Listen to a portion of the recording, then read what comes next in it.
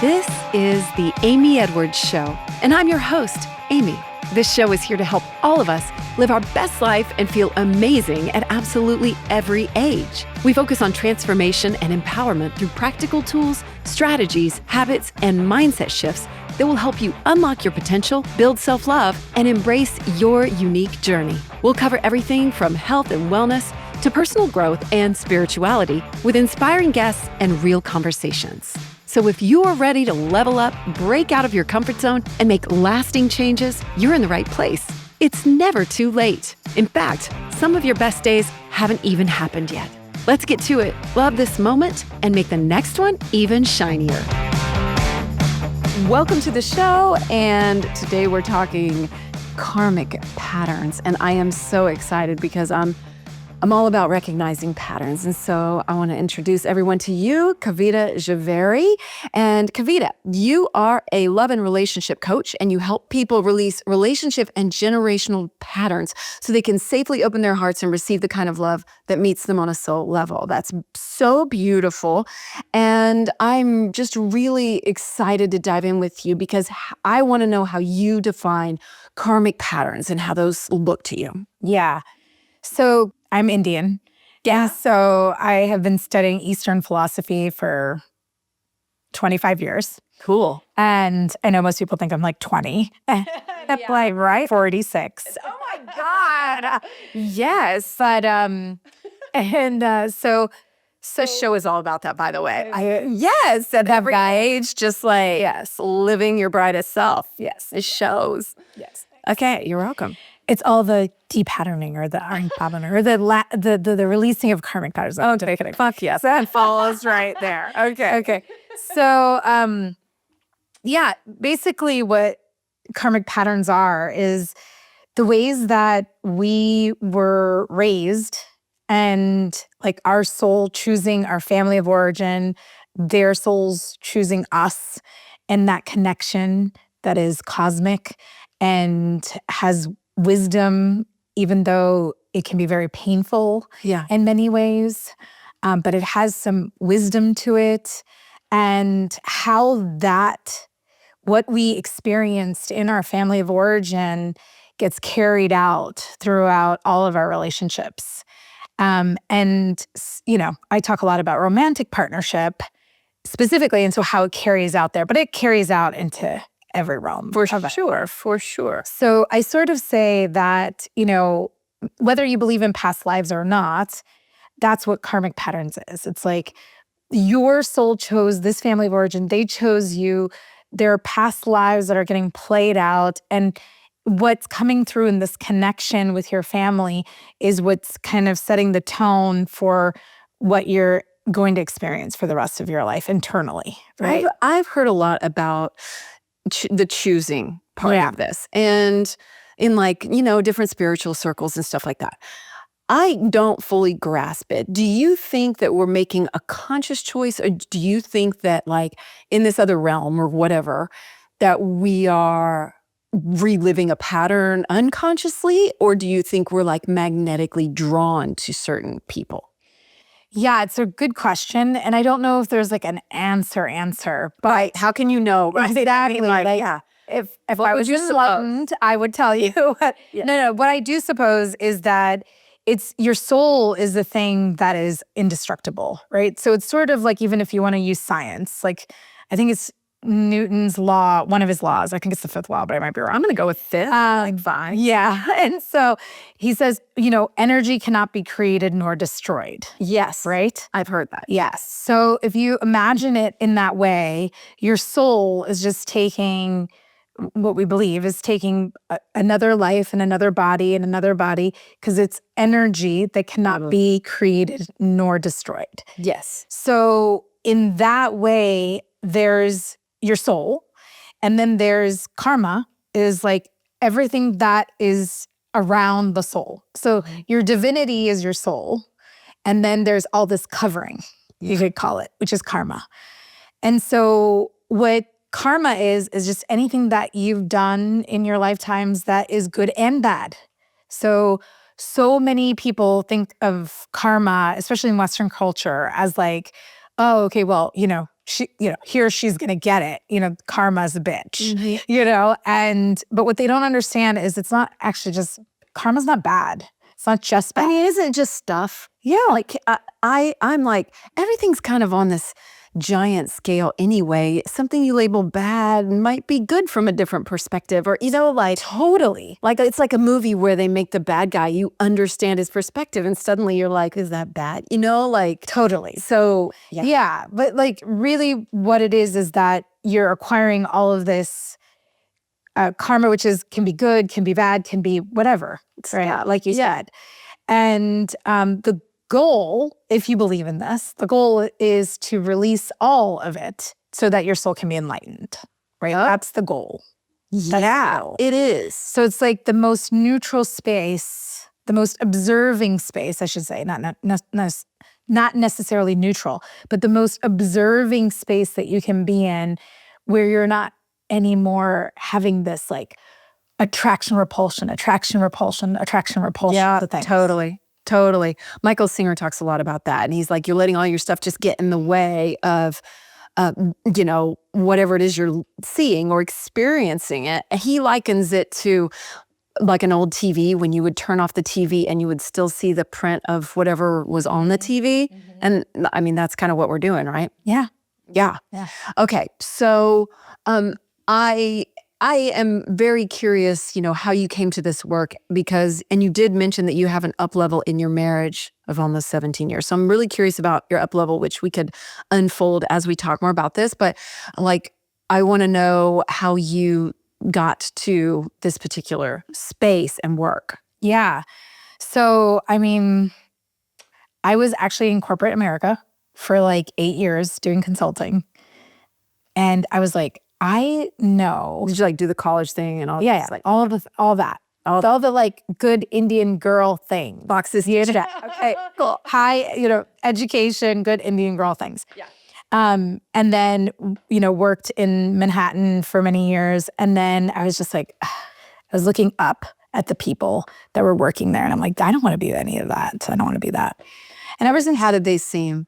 Do they just seem unenlightened, just going through the motions kind of thing? Yeah, it's just going through the motions, but I wanted my own thing too.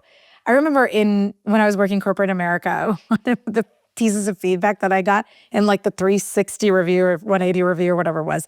And they were like, you're really great when you're passionate at something, but you're not so great when you're not. And I was sitting there like, well, obviously, like I was sitting there like, how's that feedback? Like, I was like, obviously. Yeah. So anyhow, my point being is that I always also wanted to be an entrepreneur. My father's an entrepreneur. My father was an entrepreneur, whole lineage of entrepreneurs.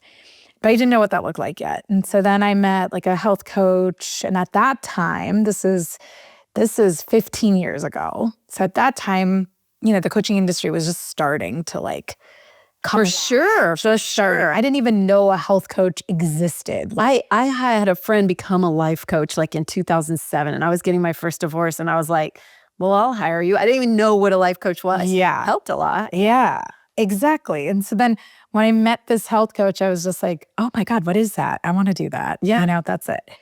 So then it brought me into this realm. And then when I was doing health coaching, I was like, I can't talk about kale another day. I've got to be able to talk. And I was always talking about relationships. And so, and to be honest with you, ever since I was little, my parents often argued, and I would get in the middle of them all the time. I'm not saying that was the healthiest thing, but I've heard that from other relationship coaches, and they were like, had that experience. So it's interesting. Yeah. So it's sort of where it all got to be a karmic pattern in there. Definitely got of it. I can tell you what it is. Oh, I'm right. Yeah.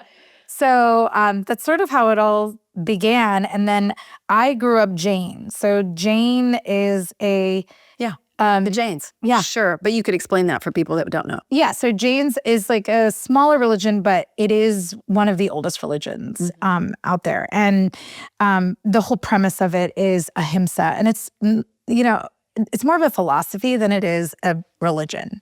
So ahimsa means nonviolence.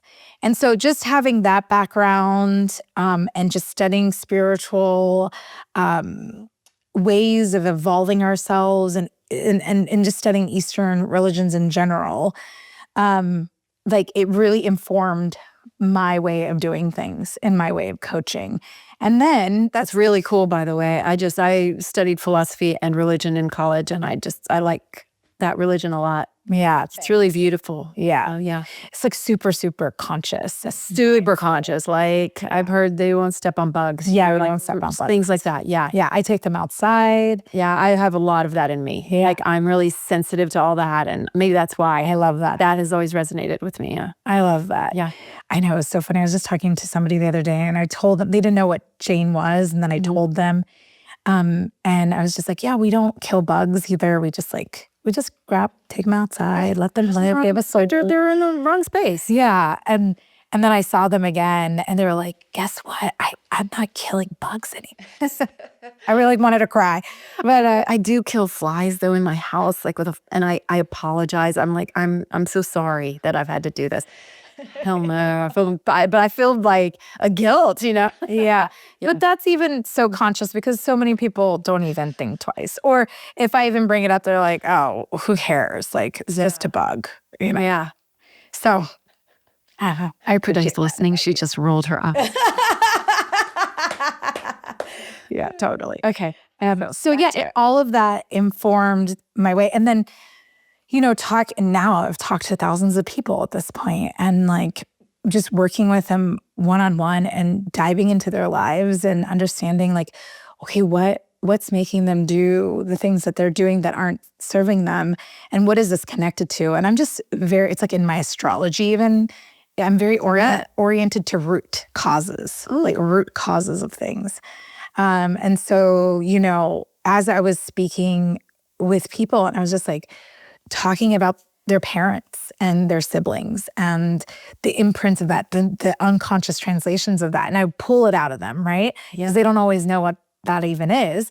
But I would pull it out of them, and I'm like, can you see how this with your mom or your dad connected to this pattern that you're seeing in this relationship or with your ex or even with your kids? That's such a valuable thing, because so many times it can be looked at like blame, and you made me this way, or something like I'm sure you can. Yeah, it's not. So you mean like blaming your family? Blaming your family rather than finding a root pattern that you can unearth and break. Yeah. It seems so much healthier. Yeah, and you're right. It's not about blaming your family. Right. You're right about that. And I want to emphasize that because I think a lot of people start to think that when I don't directly say, it's not about blaming your family. It's about unearthing your own unconscious translations that you made with your family about love, about safety, about being how protected you were, which is in the realm of safety, right?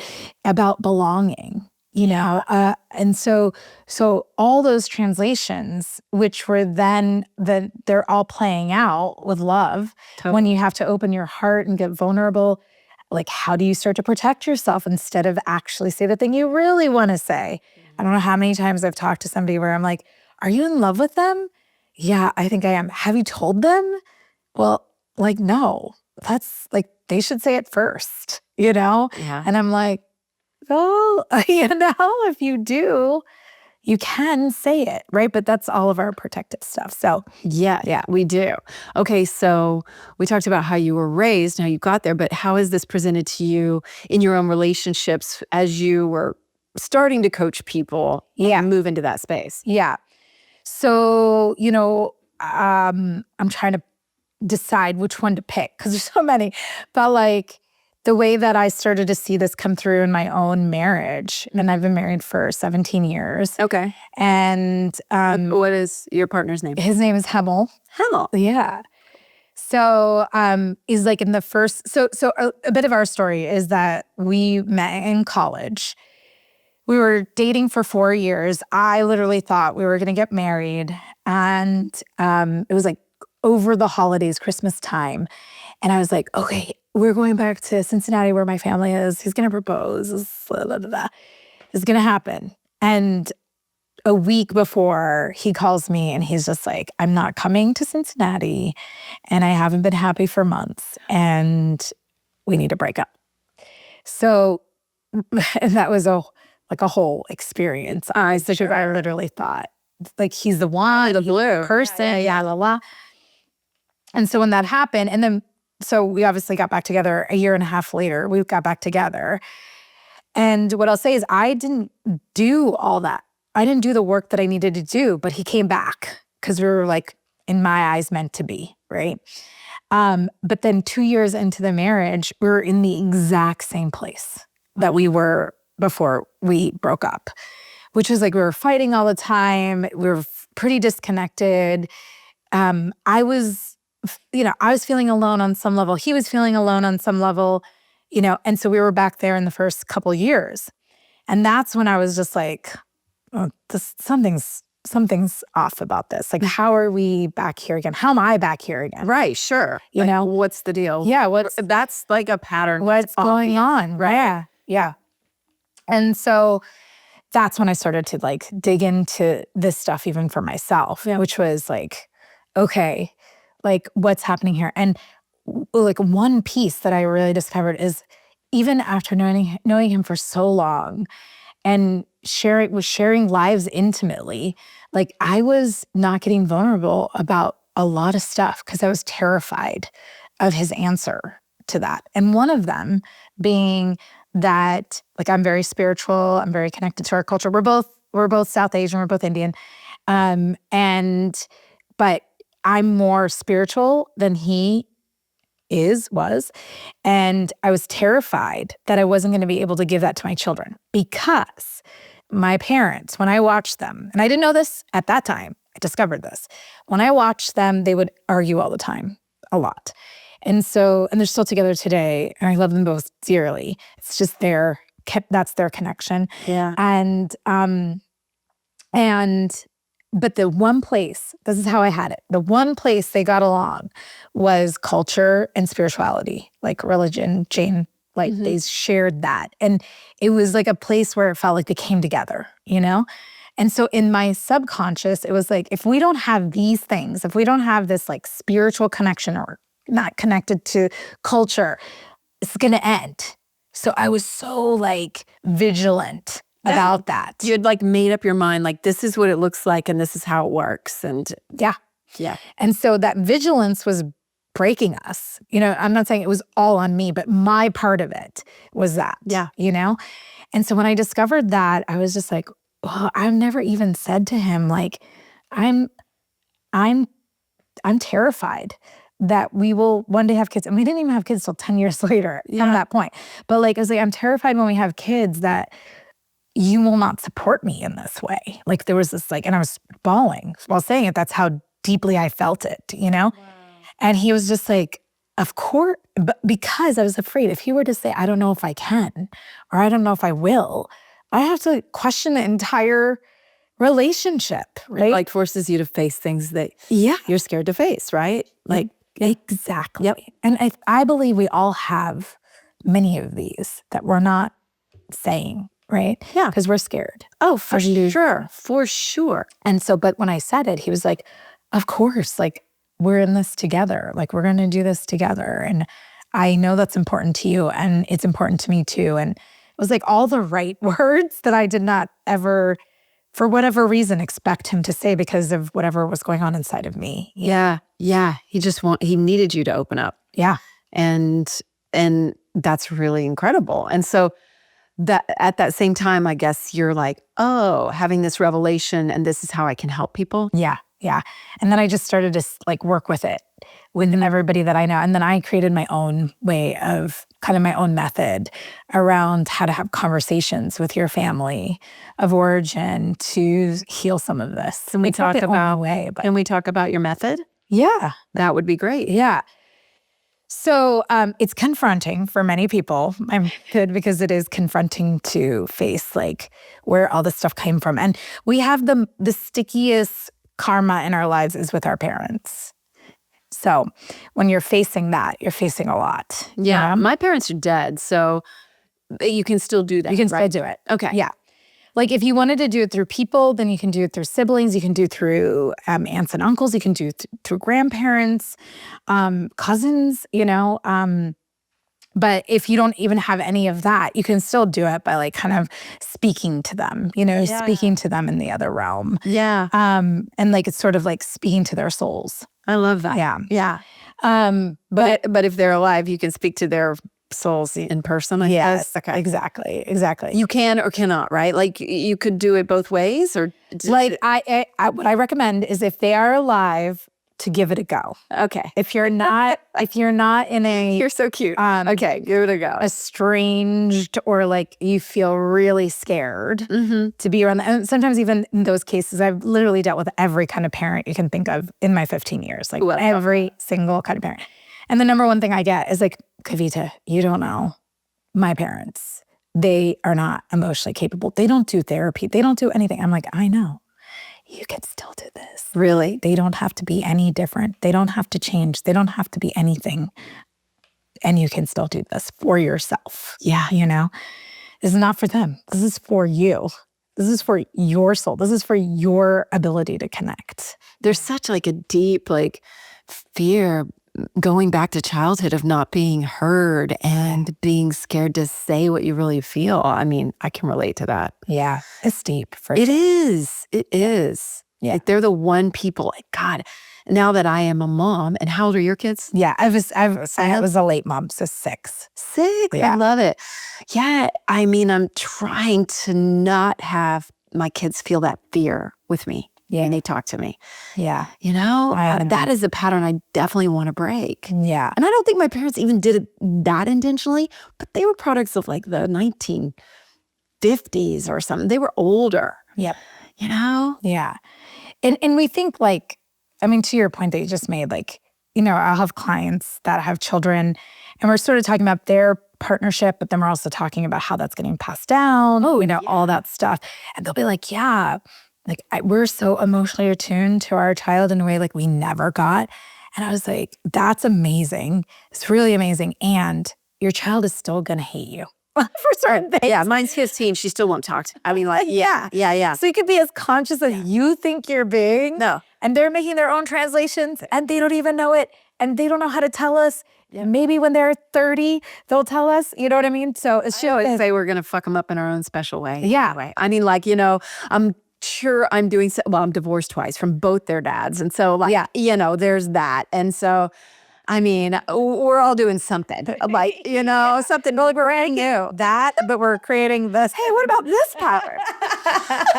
Yeah. So, confronting is good, right? Yeah. Let's get it out. So, okay. So what's our method? Okay. So what you do is it's really about the way that I described. There's so many aspects to this, right? So I'm trying to give you like, the like. Yeah. Let's do a simple hit, right? Okay. Yes. So one thing is to, just on an energetic level, to recognize that there's so much you don't know about your parents. Like there's so much, even if you think you know everything, even if you have parents that are like, literally have word vomited their entire life story on you a million times. Truly. I mean, you still don't know.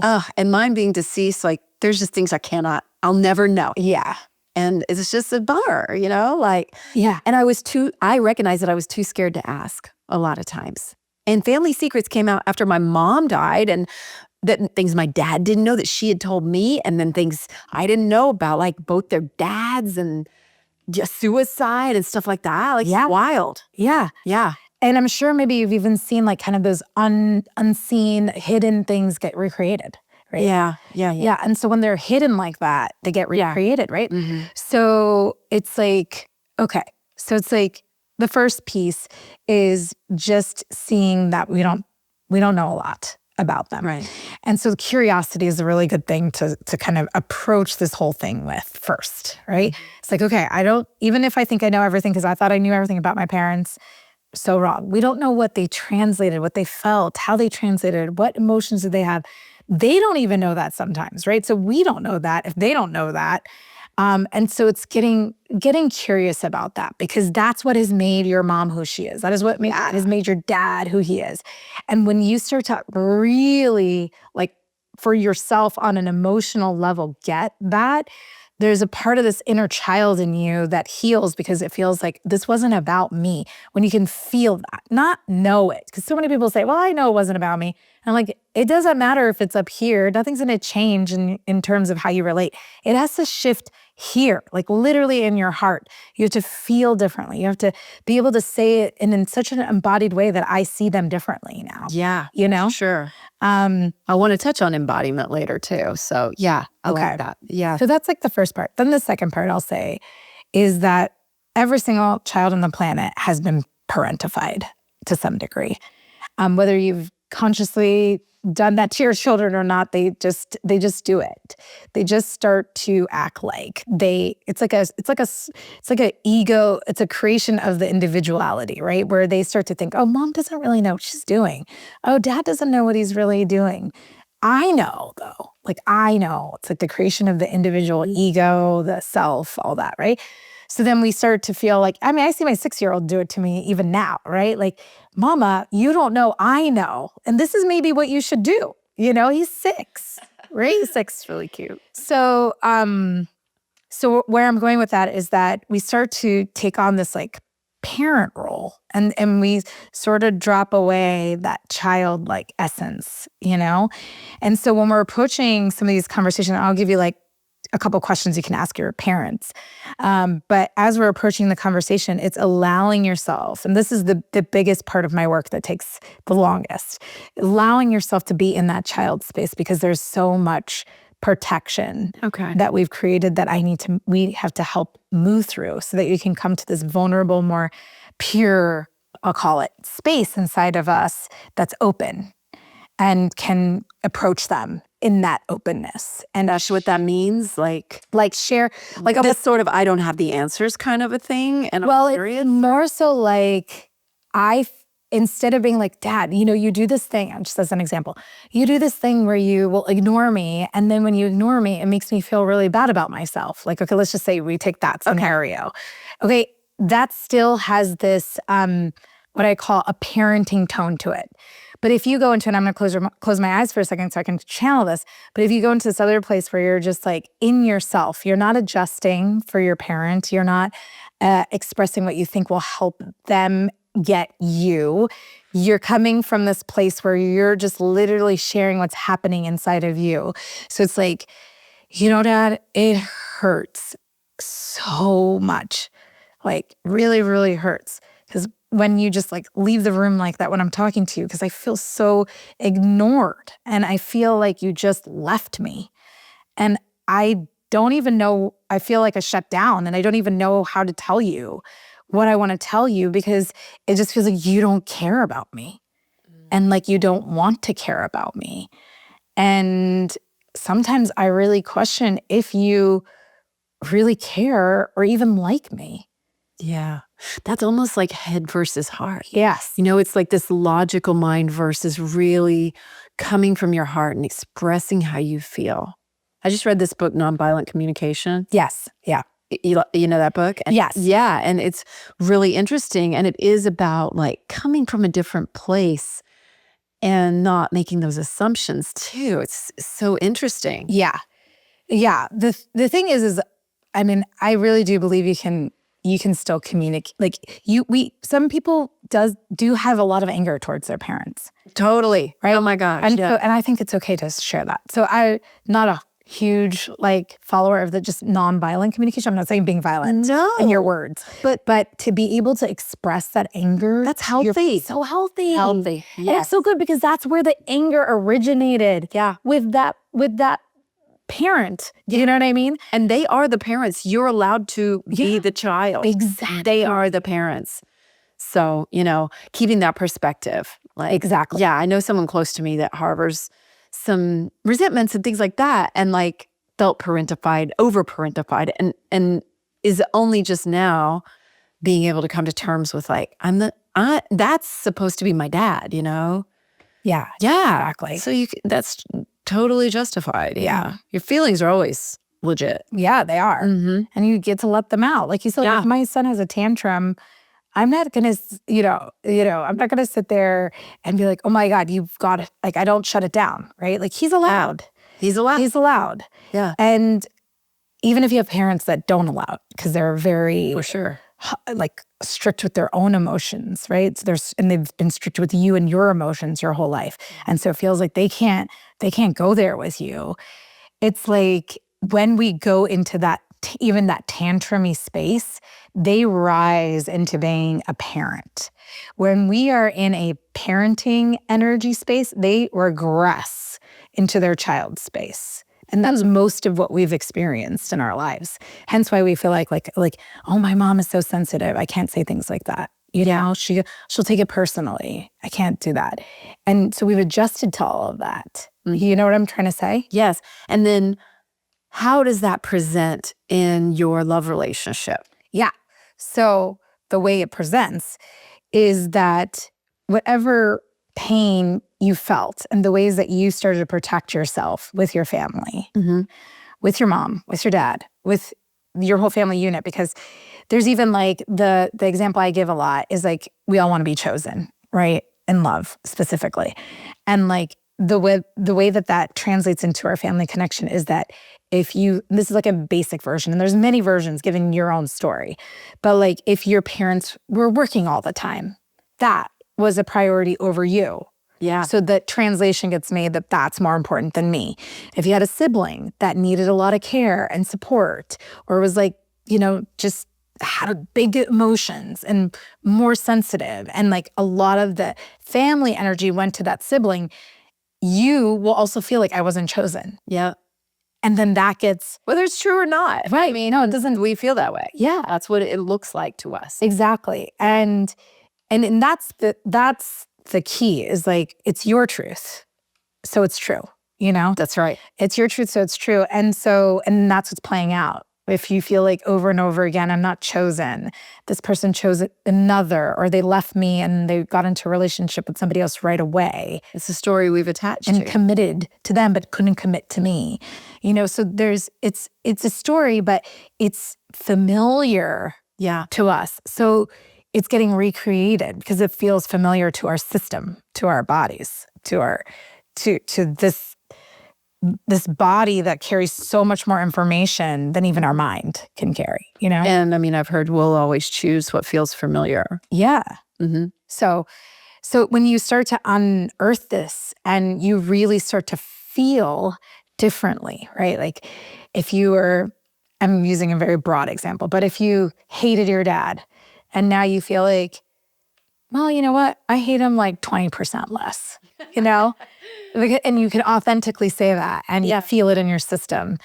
You just started to shift a huge pattern for yourself in your love life, Yeah. So it's not even like you have to go from 0 to 100. Like I have to completely heal my relationship with my dad, right? Or my mom or whatever. It's just like wherever you're at, if you can say like, I don't have as much resistance anymore. Yeah. That's freedom. Progress. Freedom for you. Freedom. And that's the goal, right? Yeah. Freedom. And I think approaching things with curiosity like that too is so freeing. Yeah. You're freeing yourself of all this stuff, preconceived stuff. Yeah. Right? Yeah. Okay. So in your method, we're getting curious. And then what was the step? Then it's like starting to become the child. Starting to become the child. Yeah. Okay. And embracing that. I love it. And then you can have conversations. So, okay. And there's a lot of like formatting with the conversations and stuff, but I'll just give you a high level, like, okay.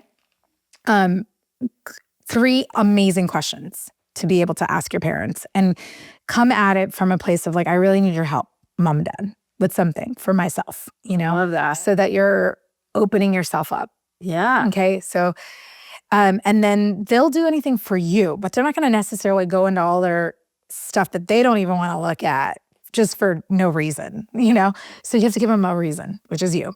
Yeah. And then you can ask, what did it feel like when you were younger, in particular, with your mom? What did it feel like when you were younger with your dad? And feel is the main thing, because you've probably heard a lot of stories about it. For sure. But you may not know what it felt like for your mom or dad. Like, were you scared? No, I don't know. Yeah. Wow. I know my dad's dad was very authoritarian, and I don't even know what his mom was like with him, really. And Dang, I love that question. right? Yeah. And the feeling is like the key because it gives you insight into their psyche, into their experience. Yeah. You know? And then the third question is, what did they like or dislike about their parents' relationship? Ooh, golly. Oh, I wish I had those answers. Yeah. Please, if anybody's listening and wondering if you should do this, do it before your parents die. Because, like, I wish I could. So much. Yeah. Dang. And you've done this with your parents, or Yeah. how's Lots and that? lots of How's times. that gone? We keep going. Lots of layers. Wow. Yeah. When you have experiences, or maybe some of your clients, do the parents end up asking back, like, what have you liked or disliked about our relationship?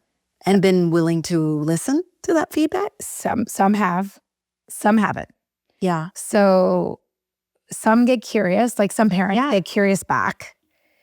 Some parents don't because they're pretty like shut down emotionally and they're scared of answers to those even about their kids. Sure. They're I mean, you're going to terrified. talk about confronting, you're going to hear some shit. Yeah, and they don't want to. They don't want to hear how whatever they did, you know?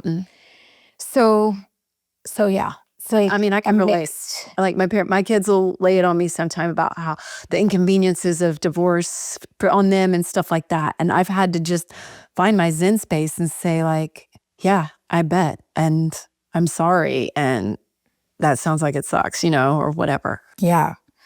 And you're human and you're sitting there like, oh, fuck, like I did this to them. Yeah. And like beating yourself up, which your parents will also do. Yeah. Too, because they're having their own experience as you're revealing your own experience, And then many parents make it about their experience versus their child's experience.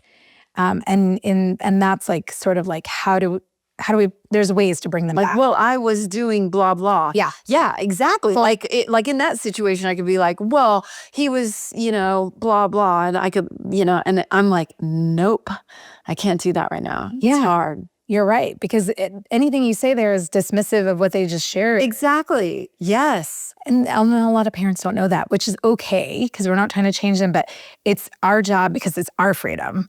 It's our, like, we're doing this for ourselves to be like, no, I need you to hear my experience. Like, right. My experience. That's your experience. Right. This is my experience. Can you understand that? And like sort of a little bit of a demanding energy, like a toddler. It is. When our toddlers, when I had my toddler, it's not like if I said no juice and he wanted juice, it's not like I was okay, mama. Like I gotta no, I want juice. Yeah. So it's sort of that energy that we have to bring to some of these conversations to break through what we needed to share and express that we didn't know that we needed. Totally. And then by doing that, you start to just sort of make progress on recognizing the patterns and starting to break the karmic patterns. Yeah, exactly. So I'll give you an example. Like, Hamel and I have been going through a lot of conflict or less up-leveling. My son's 6. We've kind of gotten through the survival mode of up to 5, right? After having him, there's a lot of stuff. It's a thing. If you can make it to 5, try to make it to 5. Congratulations. Congratulations. You've kept the child alive. I mean, no one's getting awards for that, but they should. Totally. So, yeah. But now I have emotional bandwidth to face my relationship, Totally. So we've been going through this up level. So as an example, even in the last conflict that we had, of course I've been doing this work for a while, but I could see that I was really upset with him about something. And I immediately got this insight where I was just like, I was like, oh, I feel you leaving. He'll emotionally leave, right? Check out. Kind of a check out. Yeah. He'll do that. And it bothers the shit out of me because I literally feel like, where are you? Where are you? Right? There's a little bit of this anxiety, absolutely, that comes up for me in it too, right? And I think that's all okay and normal. It's just about looking at what is that inside of me, And then I was just and I connected it to when I was younger, I remember when my parents would sometimes argue. They hate it because I like always talk about them arguing. By the way, they're like, we're not listening to your podcast. Exactly. They're so amazing. They've had so many conversations with me and like, had to face a lot of things that I've had to share with them, and they've done it. So anyhow, That's awesome. yeah, blessed in that way. But it did take work. So some people are like, Mom, you just had good parents. And I'm like, no, it took work, and they are good parents. But so I remember when I was little, when they would get into conflict, my mom would really shut down. And I had a lot of attention on my mom when I was a little girl. And if this is a good question to even ask yourself, like, when you were little, which parent did you have like a lot of attention around? Like that you're sort of observing a lot, watching a lot, concerned about, like wanted to know, there's something in that, by the way.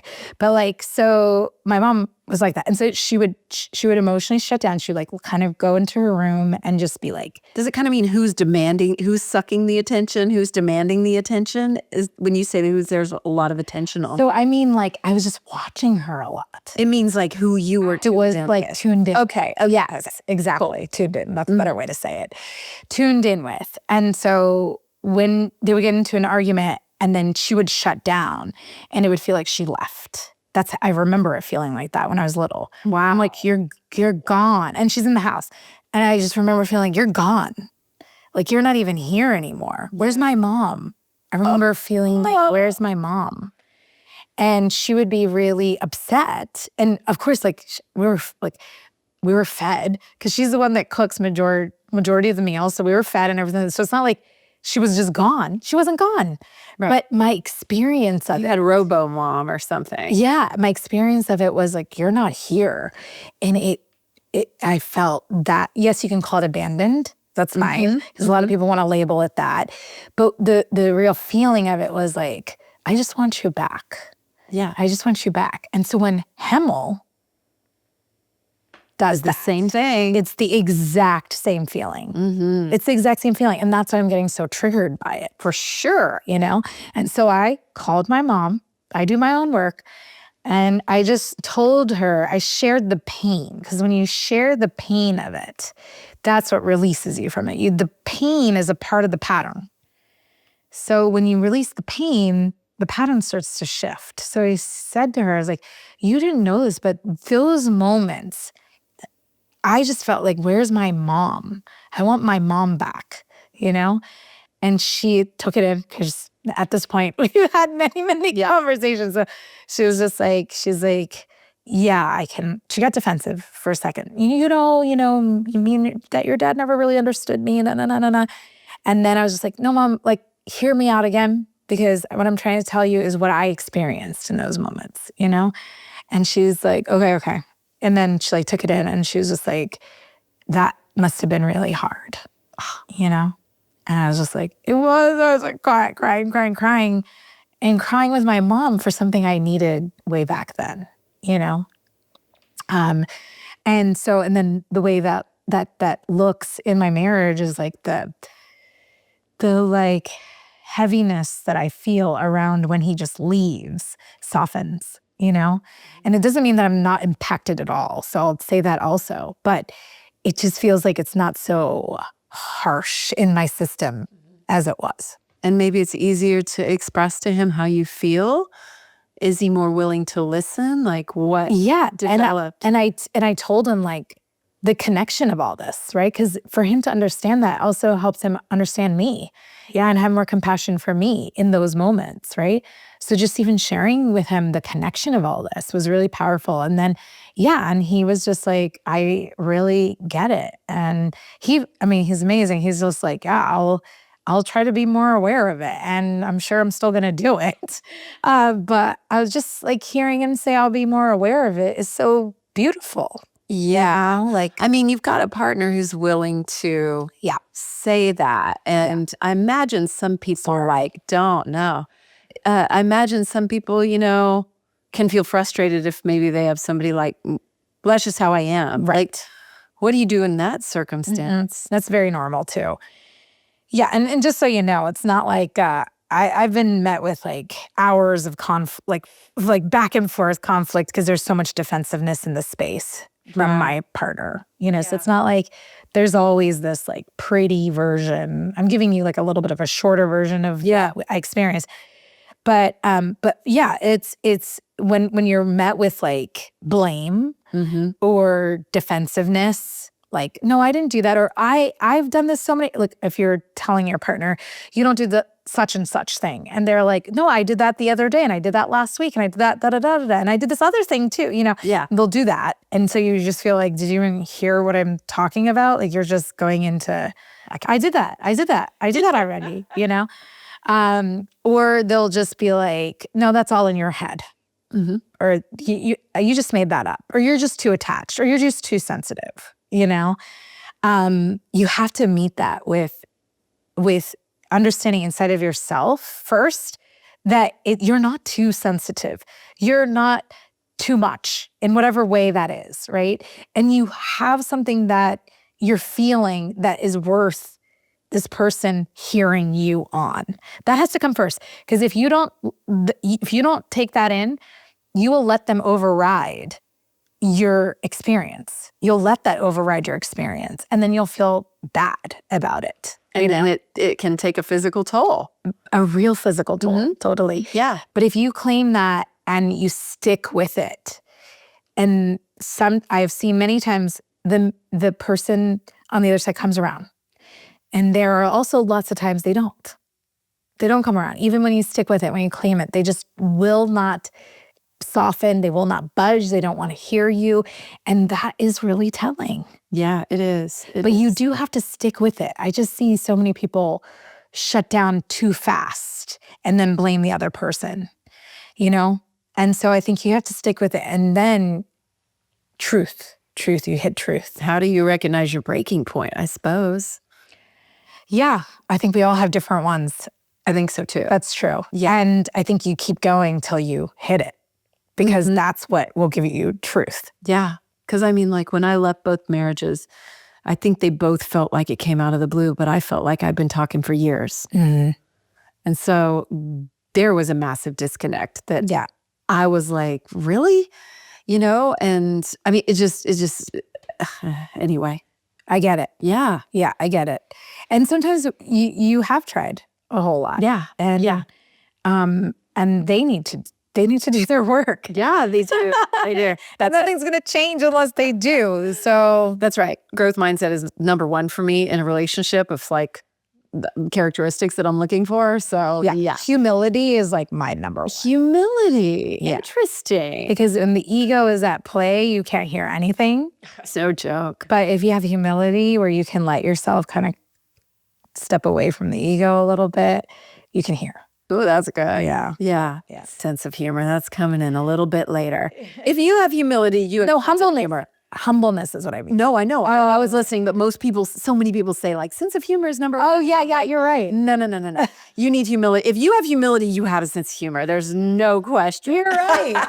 Totally. Right. Two things right. Right.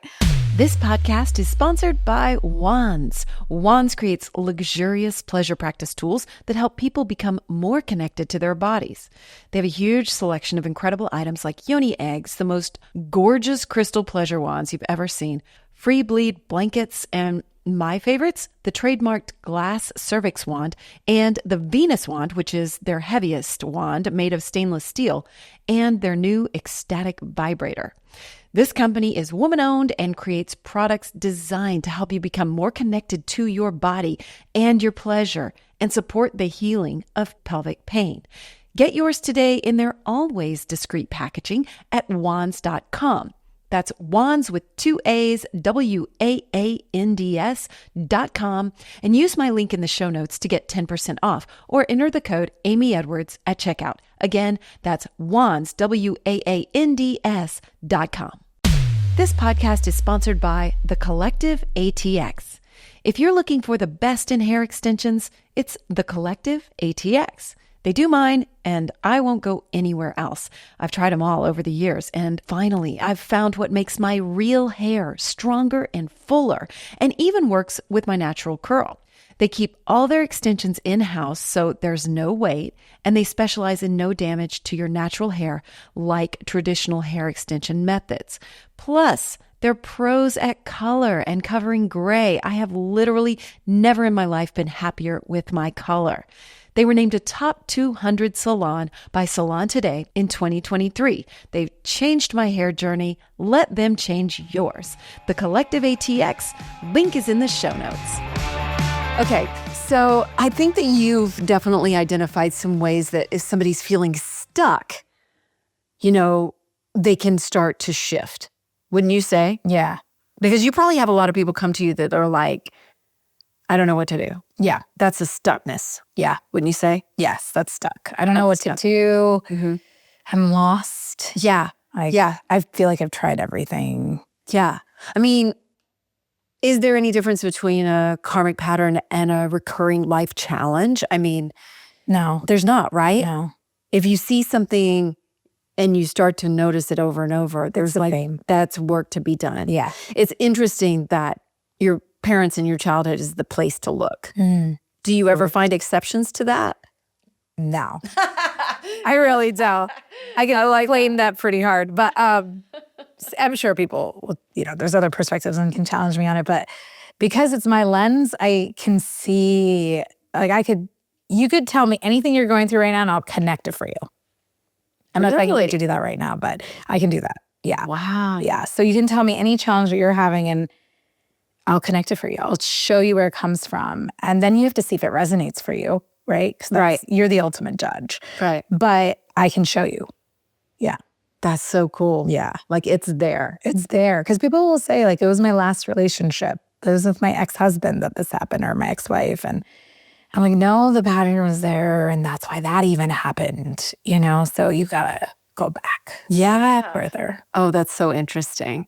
I've gotten better at expressing myself, and I have a partner with a true growth mindset and humility. Yeah. And so that definitely helps, because we've just had something come up today that we've gone through. And I was like, okay, we're having a recurring conversation about my daughter and the way I parent her. And, he thinks he has the story that's the equivalent of I walked 2 miles in the snow to school, and he's like, I didn't forget anything and I had to travel 67 miles. I'm like, oh my God, 67 miles, and I'm like, she forgets things and I'm okay with taking them to her. And I had to voice this. I was like, I don't want to have this recurring conversation anymore. So how are we going to get out of this pattern? And I really had to delve into my heart to say, where am I coming from?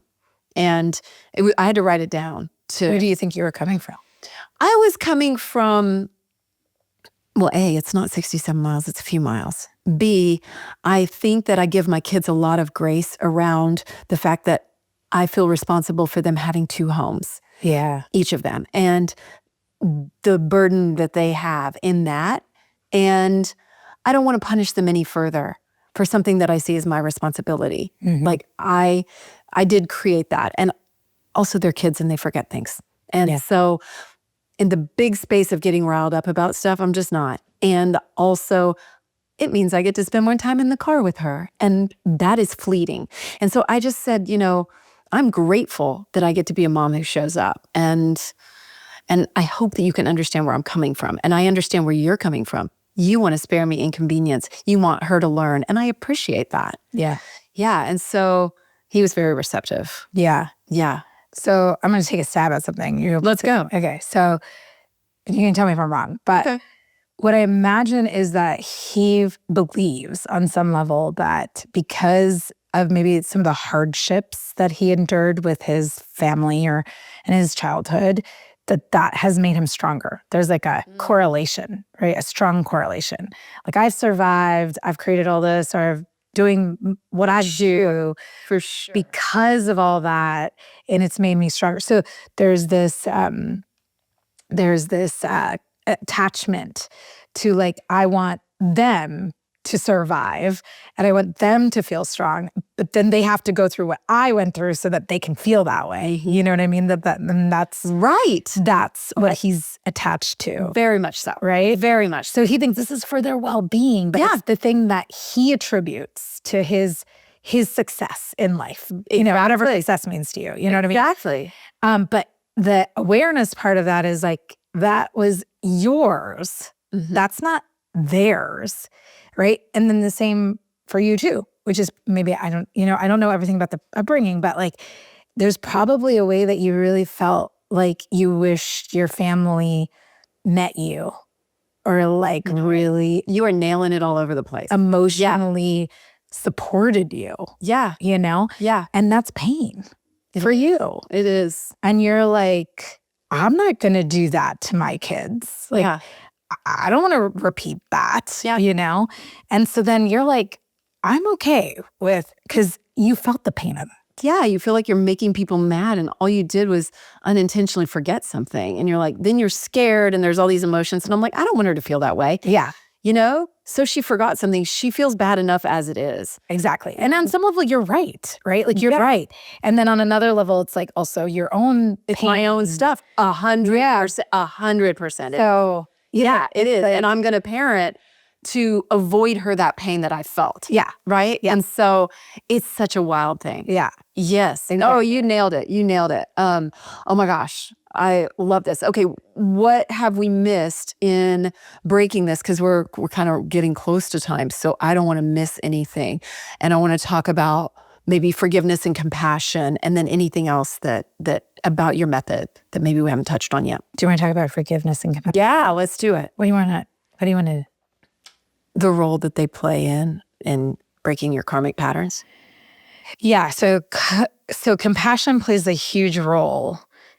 And, I'm in a bit of a question around forgiveness, to be honest with you. I love this already. Yeah. Tell me more. Because here's the thing around forgiveness is that, let's just say, okay, my mom did X and it was really painful, right? So now let's say I want to forgive her for that because that will free me, supposedly. So the thing, right, supposedly. So they say, right. The thing is, what's a little bit flawed in forgiveness, in my opinion, self-forgiveness and forgiveness at large, is that you're blaming somebody for an unconscious act that they made, mostly unconscious. Now, I'm not saying I know somebody may be very purposely trying to hurt you, maybe. Okay, so I'm not saying that could be true. We're going to leave those. Yeah, but mostly it's an unconscious act that my mother made because she thought, so an example being, she didn't get a lot of guidance, my mom, from her parents. She wished she had. So she gave me a lot of guidance, right? I didn't want that level of guidance, right? There was a lot of guidance. Yeah. And so I could blame her for and then the way that translates is you don't trust me, right? Exactly. Oh my gosh. So I could blame her for that. And then I'm blaming her for something she actually did from a place of love, actually, but it didn't translate that to me. And now I'm trying to forgive her for that. It doesn't make a lot of sense. No. So I don't know, I don't know either. Yeah. So that's kind of more like just acceptance. I feel like, yes, but people use that and they're not embodied in it. That's what annoys me about that. So they'll be like, I've really accepted my parents. And I'm like, no, you haven't. I can tell you haven't. How can you tell? Because I can feel it. It's like a sort of unseen feeling thing. Yeah. But if I just dig and ask one question about something in their childhood and something that they're resisting, it'll all come flooding out. You know what I mean? Yeah. And they're just like, but I've accepted them. I'm like, yeah, in your head. Like when you're hurting and you're like, I'm fine. And instead of being like, oh, fuck, this hurts. Yeah. Yeah. So yeah, I feel like the self, and I've even tried this self-forgiveness thing with things that I blame myself for, and some of those voices that are not my voices, they're my parents' voices that were harsh on me, Lana. It doesn't really work. It doesn't stick. So what do you think does? Yeah, I think it's really understanding what is the root to what I'm experiencing right now. What is the trigger? What is the feeling, and why is it there? Because even anxiety has wisdom for you. Even hatred has wisdom for you. Each emotion has wisdom that your body's trying to provide to you, but we don't know how to decode that wisdom to understand where it's coming from. Do you think we always have to decode it, or is there maybe a letting go that's not denial, but a letting go where you could just say, yeah, it's okay. I think there are some of those for sure. But you have to be honest with yourself about it. I do too. That's why I was like bringing up denial, because I think there's a slippery slope. Yeah. But you're right. I think if you can honestly say to yourself, I'm good with this, and you can feel the goodness inside of you, great. Yeah. That's like a true letting go. Yeah. And you just. But if, you have to be really good with yourself, really clever with your head. And you're going to be there to ask a few pointed questions to get to the root of it, just in case. I love that. Okay. So did we miss anything in the method? Because I feel like you got to a point where you're like having these conversations and you're able, even if you have to wait a bit, to break them just a little, to make a little erosion in the. Yeah. Well, to finish off, I think compassion was a really good thing to bring up, because I think that is at the crux of it. Because I think a lot of people in the self-help world, and a lot of people have heard this, what you resist persists. I heard it first from Landmark when I went to Landmark. Yeah. That was the first time I heard it. But what you resist persists, right? And I really believe there's some truth to that, because the subconscious gets drawn to the things that you are resisting. There's a lot more energy around it. Big time. Yeah. Big time. So when there's compassion, the resistance goes down, and then the pattern stops inside of you. Mm-hmm. Right? So compassion is huge. But again, it needs to be embodied, right? So in these conversations that I've even said around having them with your parents, that's what we're trying to land on. It's not sympathy, or some people get it confused. It's not sympathy I really get where my mom came from. She came from, she was adopted and she went through a lot in her upbringing. That's not what I'm talking about. That's not compassion. That's sympathy or empathy, some version of that, Or even sometimes pity, she just went through so much, I hate pity. So compassion is if I went through what she went through, I would feel and do and be exactly the same way. Yeah. It's I get it. Yeah, I get it. Yeah. Exactly. And I think that I get it in your body is what releases you from the pattern. Love it. Okay? And that's kind of what, even just my little example with Justin, it was yeah, I get it. That made him that, that's how he's approaching it. Yeah. Yeah. Yeah. And it goes a long way. You feel less resentful of for pushing that belief system on you, Yeah. You do. You feel less resentful once you approach it with compassion. Yeah. You're able to see. But you can't reach compassion with a deep understanding. Yeah, you can. Mm-hmm. And a lot of people don't take the time to really deeply understand. No, they won't. They aren't willing to really go there. Yeah. Yeah. It's hard. It's challenging. Yeah. You might cry. Yeah, exactly. You might shed some tears. I don't know. That was awesome, because that is your release. It is. Yeah. It is. But it's that just going there and that willingness to do that. Yeah. Really incredible. All right. So as we're wrapping up, is there anything that we missed that we really needed to get to today? This is a big topic. I feel like we could do 3 episodes on it.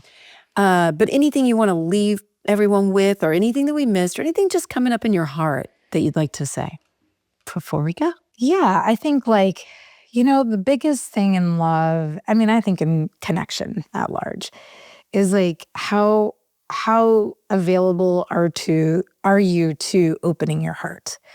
How available are you to opening your heart up?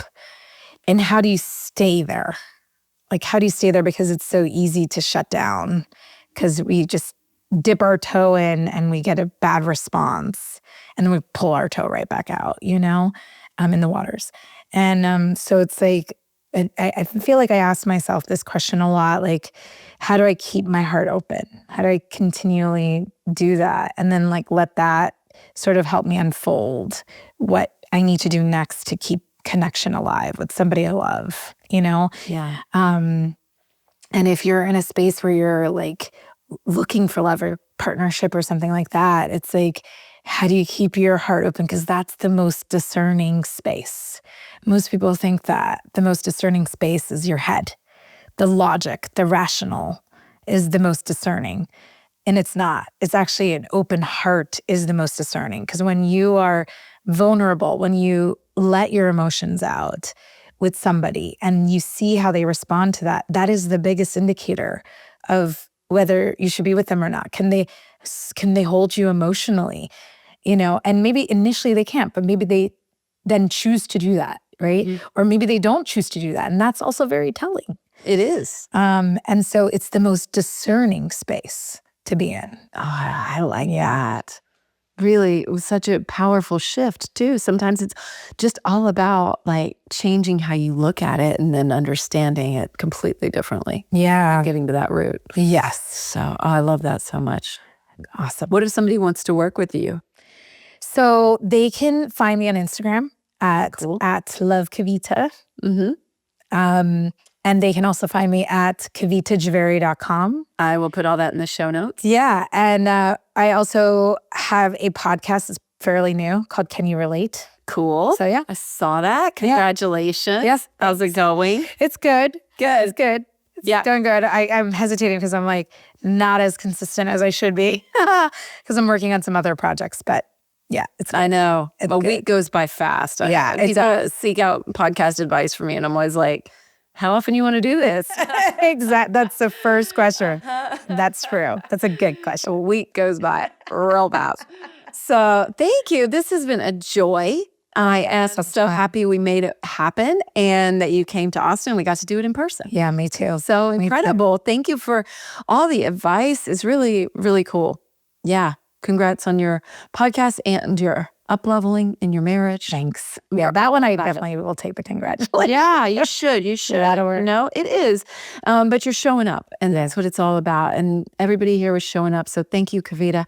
And thank you for showing up today because every time we do, we're doing some work and we're up-leveling our lives and we're figuring out just that little percentage that we can get better. I mean, shit, that's growth. That's it, doing it. So give yourself a pat on the back. Congratulate yourself today if you haven't, because I don't know if I have congratulated myself today. So way to go, Ains. So way to go to you too. And I love you so much. Sign up for my newsletter if you haven't yet. Everything is at amyedwards.info. All the other shows too. And then check the show notes for connection with Kavita. And I am just thrilled that you're here today. And we're all in this together. So let's just open our hearts. Why the hell not? I love you so much. Till next time. Thank you so much for being here. Please rate, review, and follow us. And we'd love to hear your feedback. Keep shining bright.